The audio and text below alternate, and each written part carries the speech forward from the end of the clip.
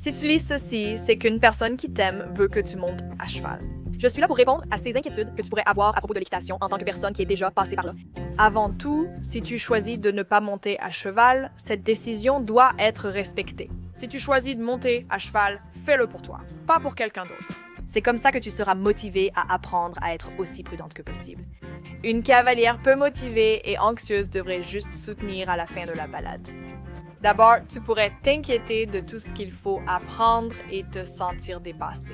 Je restais des mois sur les parkings avec ma première moto. Ton mari ou ton copain voudra sûrement que tu partes déjà en balade avec lui. Tu n'as pas besoin de l'écouter. Fais ce avec quoi tu es à l'aise. Et parfois, ton conjoint n'est peut-être pas le meilleur professeur pour toi. Il peut être tout simplement trop enthousiaste et insistant. Parfois, il est préférable de suivre un cours ailleurs. Mais j'entends souvent des instructeurs et coachs que les femmes réfléchissent trop en cours et ressentent plus d'anxiété et de peur que les hommes. Ils affirment que, car nous sommes de bonnes auditrices et faisons nos devoirs, les femmes sont souvent les meilleures de la classe. Fais-toi confiance, crois en ta capacité d'apprendre et de progresser, tu réussiras. Et tu pourrais devenir une meilleure motarde que la personne qui t'a envoyé cette vidéo. Peut-être que tu ignores que tu te dis aussi que tu n'es pas la motarde typique. Comment tu t'intègres? Peut-être que tu imagines une motarde sur une Harley avec des chapes et plein de tatouages et tu te dis que ce n'est pas du tout toi.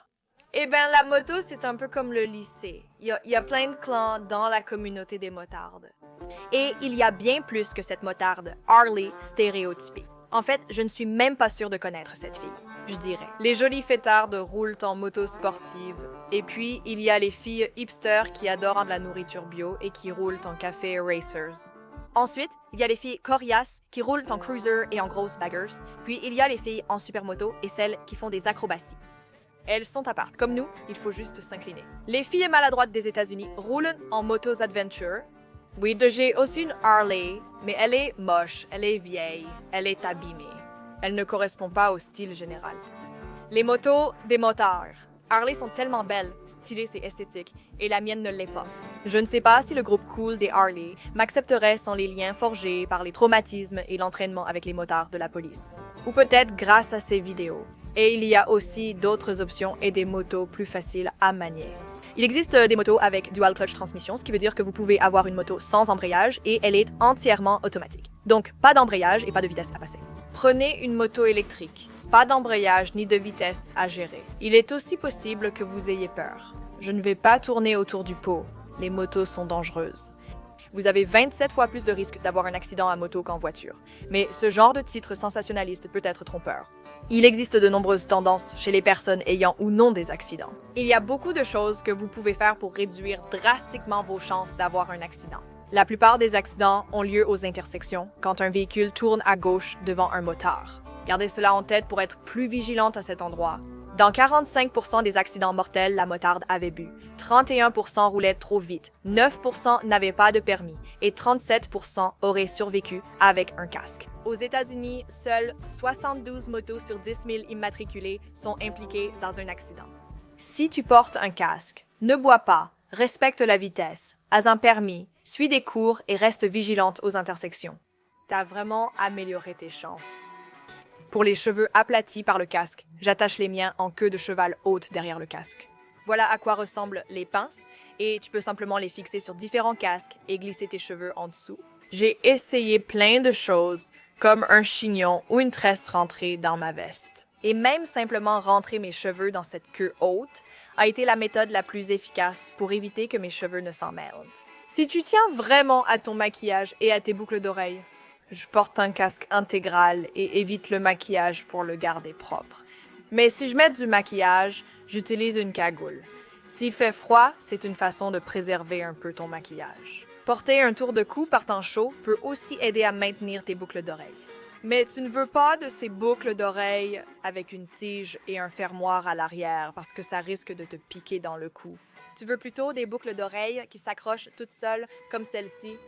Si les motos te font peur, réfléchis à ceci. Est-ce que tu n'as jamais été que passagère à l'arrière? Parce que j'ai été passagère 2 fois avant de conduire moi-même et j'ai trouvé ça effrayant.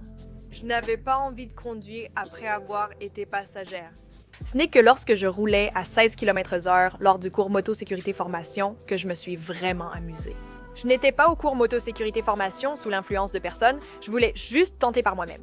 Fraîchement célibataire, je voulais tester plein de choses sympas cet été-là.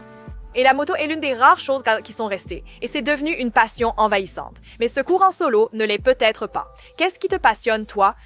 Maria est montée derrière son mari sur la moto lors de leur premier rendez-vous. Grâce à lui, elle est vite devenue notre assistante mécanicienne, toujours prête à intervenir.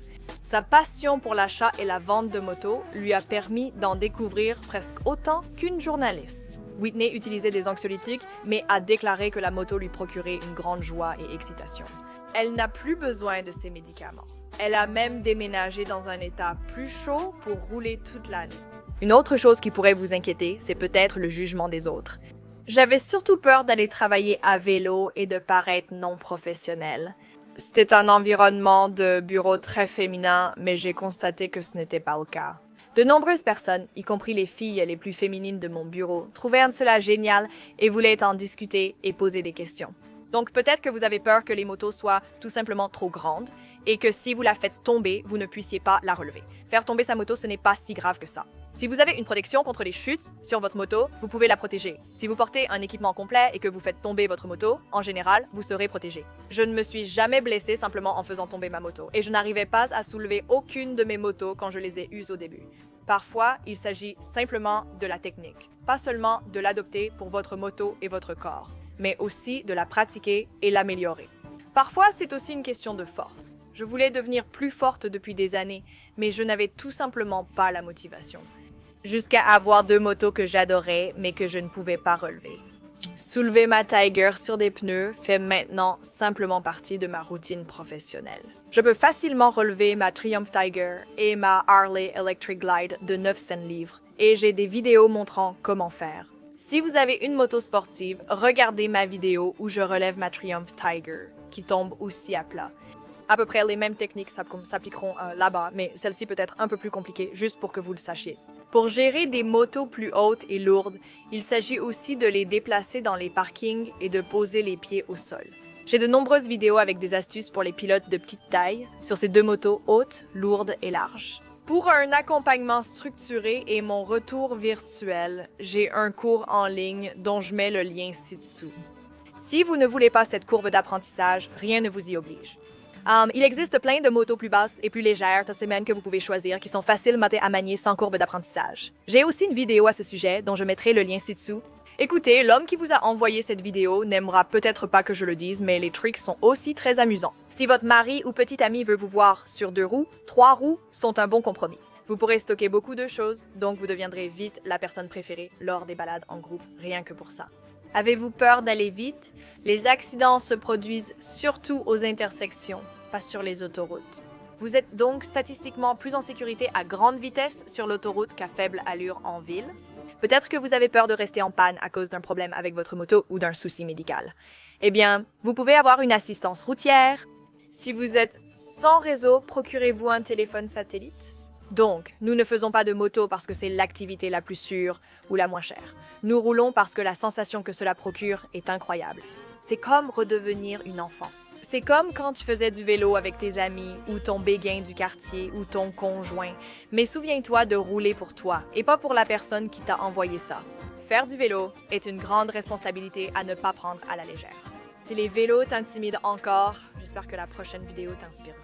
2 petites femmes sur les plus grands vélos qui s'amusent énormément.